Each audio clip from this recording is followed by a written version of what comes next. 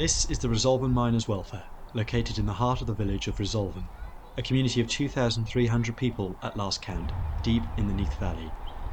During the age of the Industrial Revolution, the valley hosted one of Wales's most successful endeavours, the mining industry. What became known as the Black Gold had been discovered in the 1800s, and mines extracting the coal soon popped up all over the valley, reaping the land of its natural wealth. With these mines came workers and their families.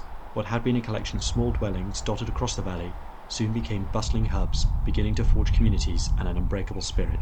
1922 was the conception of the building. They had meetings about what we were going to do with the place. And then it was 1923 then they started building it, and we believe it opened then in 1924. And that was just the lower section of the building that's operational at the moment.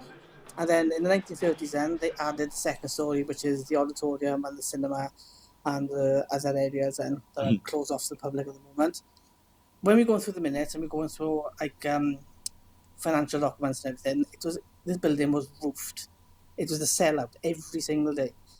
From like 8 o'clock in the morning till 12 o'clock at night when they were closing. It became part of, I don't know, community life. It just became known as the wealth.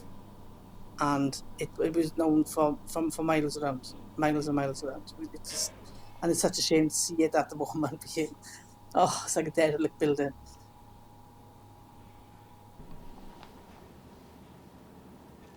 All the collieries around the area, there was a miners' welfare fund, and in that fund, for every pound that a miner earned, 1 penny went to miners' welfare halls. And when the collieries closed, the money dried up. Disposable income in our area diminished, so people didn't go out as much. It was still well used when the upstairs closed. It purely closed overnight, and only because health and safety regulations. The fire officer came in and said, right, this is what you got to do, because there was new health and safety guidelines issued. I mean, it was like, I think it was something about £24,000 worth of work. They didn't have it, and it literally just closed overnight, and that's the way that it's been ever since. What do you think it would mean to have it brought back to the community? Hell of a question. I remember when I was a kid, and back in the 1980s, just before it closed, I was part of the opera group here, and it was just this.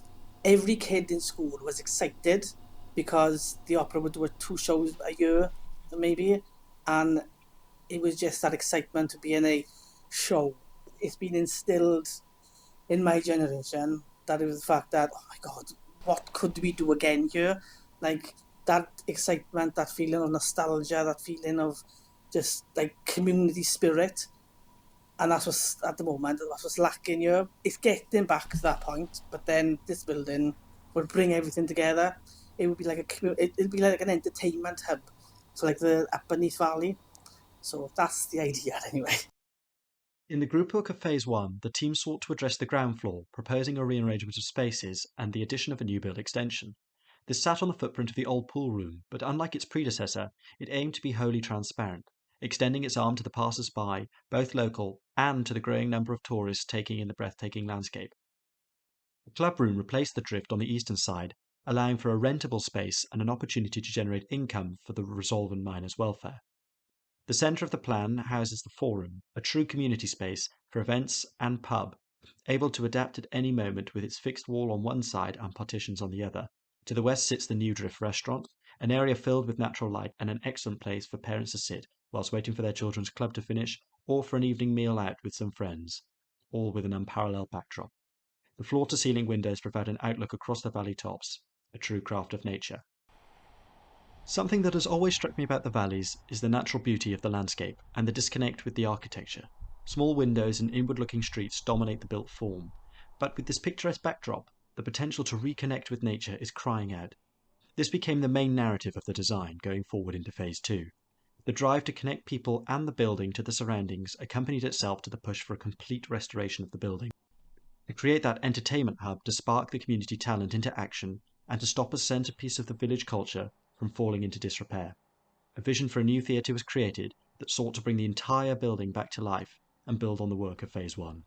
This worked in lockstep with the climate manifesto produced by the team that strive for a holistic, sustainable approach concerning the environment along with culture and economics. Bringing back the theatre worked with that, restoring a vital aspect of community heritage and fixing the biggest drain on the welfare's finances. Phase 2 began with an exploration of what could allow views from the theatre space.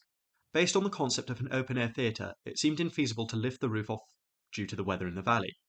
The work of the Phase 3 charrette helped identify this connection between performance and nature, but was extrapolated to the concepts of the traditional theatre. The idea of inverting the traditional box was used, allowing a dual aspect from a sedentary position to the performance of actors on stage and performance of the hills outside. It would also give passers-by an inclination of what was going on, adding to the transparency of the building. This idea of a viewport was then tested through the technical imagination. A theatre is a specialized space with unique lighting and acoustic requirements, and by putting a large viewport through its walls, the question of compromise between architectural intent and technical requirements was tested, eventually finding a workable solution that met that compromise, or rather, a careful balance. Material testing was done both externally and internally to help the space become suitable as a theatre, with acoustics testing internally and external material considered, using aluminium cladding to dress the viewports that matched the palette of Phase 1 and kept maintenance to a minimum. Fire regulation was also vital. It was what got the theatre shut down, so getting it right was essential. Each stairway was sealed properly and acted as a fire escape core, exiting on ground floor and out of the building. Fire prevention methods were employed in the theatre, including a fire curtain and fire hoses to help curtail the spread of flames. All of this culminated in a fully rejuvenated welfare theatre that would foster the talent of the new generation and become a centrepiece of community life and community spirit, whilst connecting the building and its people to the landscape around, through transparency of the building. The welfare could easily host theatre nights of all calibres, able to seat 460 and opening up its viewports to the rolling hills around, a performance with 2 stages. And for those cinema nights, the curtains draw on all the stages and the screen rolls down for the opening credits to inspire a new generation of the community of Resolven. What does the building mean to you? To me, Yeah. community. It's just community. That's what this building means to me. Because, like I said, everybody knows somebody who has been part of this building, whether it would be working here, whether performing here, whether it would be helping for funding previously. Everybody in the village knows somebody that's been involved in the welfare. That's always definitely community is my one word to describe this place.